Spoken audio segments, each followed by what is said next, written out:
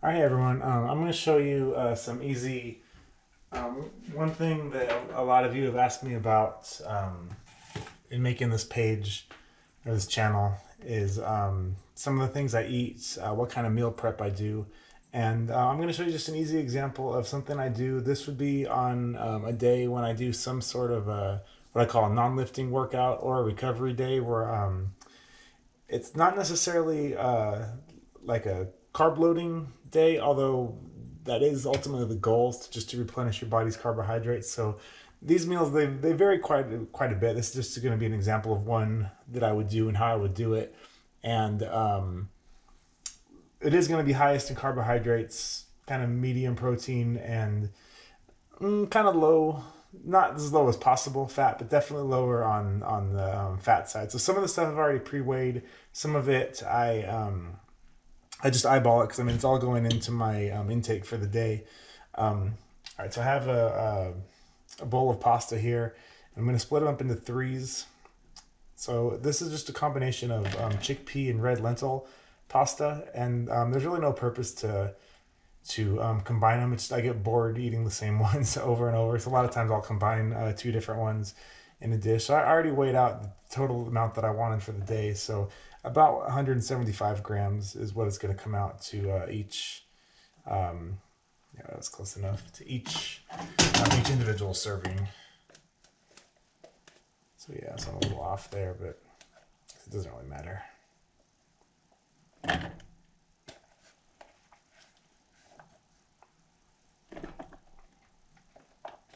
Normally what I would do is like I would eat whatever I'm going to eat like as a pre-workout and then a post-workout, and then about every 3-ish hours, 2 or 3 hours, just kind of depending on what time I start and when I'm available to eat. About every 2 to 3 hours, I just eat one of these, and that's pretty much all I will eat for the day. And it's easy to make just because it's all you just make it all the night before, and it's again, you don't have to be too strict about weighing it or anything because it's all going into the same day's intake. All right, so my numbers were a little off, so I'm going to take just a little piece out of each one. There we go, about 170 each. So sometimes when you cook it, it tends to the weight will change a little bit as it what am I trying to say? As it cools off, the density is going to change a little. So I have those two. Then this I'm just going to eyeball. Usually I'll take some kind of a vegetable. So today I just had a yellow pepper. I had a little bit of a red left over, so I'm going to use that as well. So I don't actually weigh it. I just kind of take a handful. So I'll break that up into 3 handfuls. And then whatever's left, I just try to give about probably a little bit more. No, I just dropped some in my in my burner. That's not good. But yeah, one of these probably has a little more, but it doesn't really matter. Got those. And then I've got, usually I like to throw in some kind of beans because again, it's a good protein source, but also a good carbohydrate source as well. So also no need to weigh them. These are just some pinto beans. I use different kinds of beans from dish to dish as well, so it doesn't really matter. And usually I'll use 1 can just as one serving that I'm going to have all day. And that's just those 3 are probably about even, or at least close enough. Right there. And then, because this is New Mexico, got the green chili. They love their green chili here in New Mexico. I don't blame them, but I had to move here to to learn about that. But once you move here and you try everything with green chili in it, you totally understand and you miss it when you go home or you go somewhere else.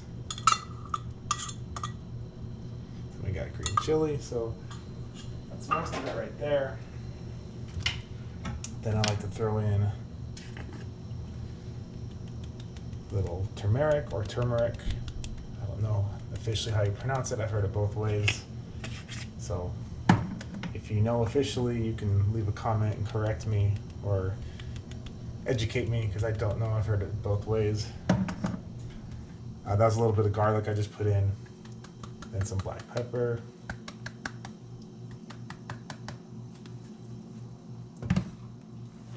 just kind of shake it up so it mixes a little bit.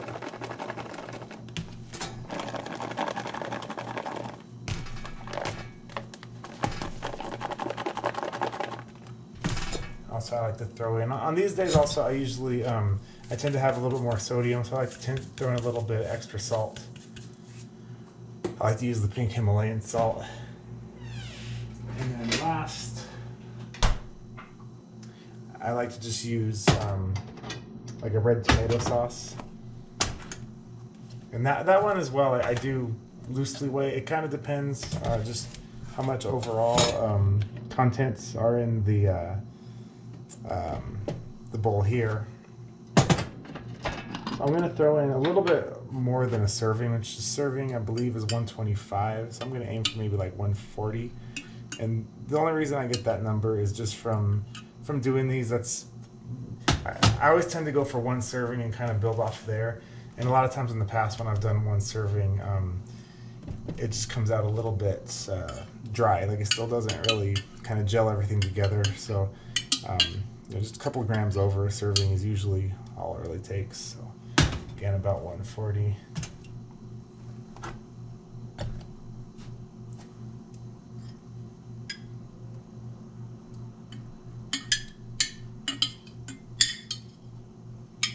And if it turns out that I need a little bit more, I can put more in. But obviously, if you don't want to load it up with sauce, I tend to go on the light side, and then I can't take it out, of course. So, all right, and that's that right there. Easy enough.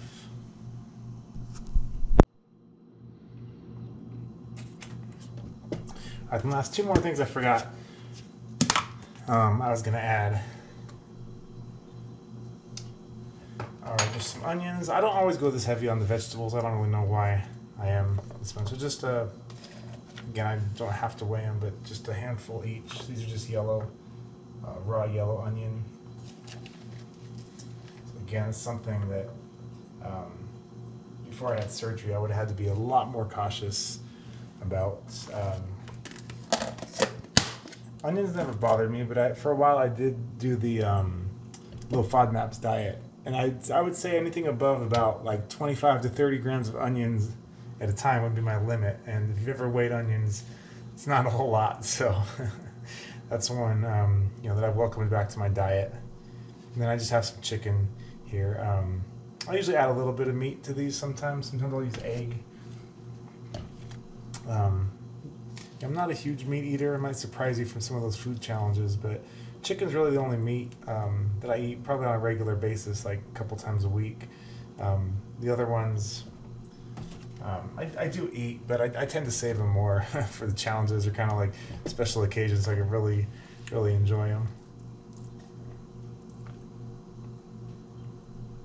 Again, just kind of eyeballing, kind of half weighing, as long as it's in the general vicinity, but I don't like to guess too much. I like to have a rough idea of what I'm doing with those.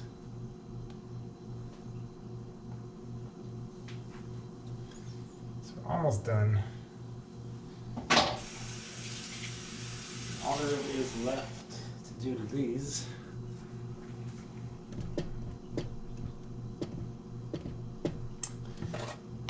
is to stir them. So everything will kind of mix. That's why I shook them a little bit to start, so starting from ground zero, so to speak.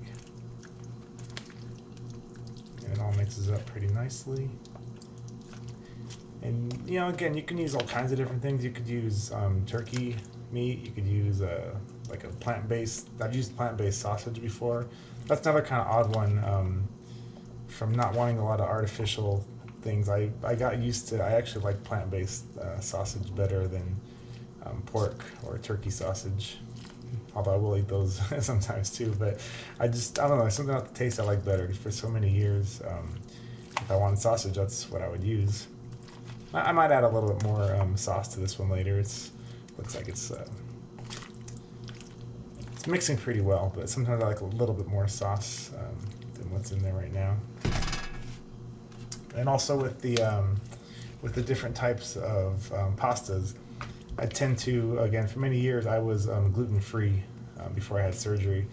So I used a lot of like brown rice pasta, quinoa pasta, the red lentil, black bean pasta. And typically those are a little bit higher in protein, both lentils and beans are. So I just kind of got used to using like just non-flour, although again, now that I can, I just find those kind of boring. I like the other ones, vegetable pastas as well, with greens or with spinach. Just a little bit more interesting visually. Or even some of the ones that are they're flour based, but they have like different vegetable powders. Like if you've ever seen anything with beets and they're kind of like bright red, it's just a little more interesting to to look at. But if you mix it up with all like a bunch of other foods like this, it tends to they all kind of have that same general consistency and texture. Like they might taste a little bit different, but it's not like a really major big thing that you're going to notice. It's a very subtle difference. So I'll probably mix these up a little bit better before I eat them as well, as long as they're a little bit mixed. But about out of things to talk about, so I'm going to call that done. And then the last thing you need, just the lids, obviously. So I like to say, I cap them, stack them, just like that, and they're ready to go in the refrigerator and be eaten. So that's an example of something that I would do on a day when, again, I'm either not lifting and doing some kind of a recovery day, whether it's just complete rest, could be a hike, could be plyometrics, just something where I feel like I don't need to, where I haven't done as much damage to the muscle tissue and don't need that rebuilding as much. It's more of a replenishment kind of thing. So that would be an example there. So hopefully that's helpful. It might give you some ideas for something. We don't all like the same things, and this isn't what I do every day. It's just sometimes it's more of like a rice. It might be rice with meat, rice with eggs. Could be more carbs, less carbs. But again, that's just one example. So hopefully that'll give you an idea. Something you could do if that's something you're interested in and kind of don't know where to start. It's very easy. Don't need a whole lot of cooking skills to put these together. So let me know if that was helpful, and let me know how to pronounce turmeric or turmeric. And I'll see you next time.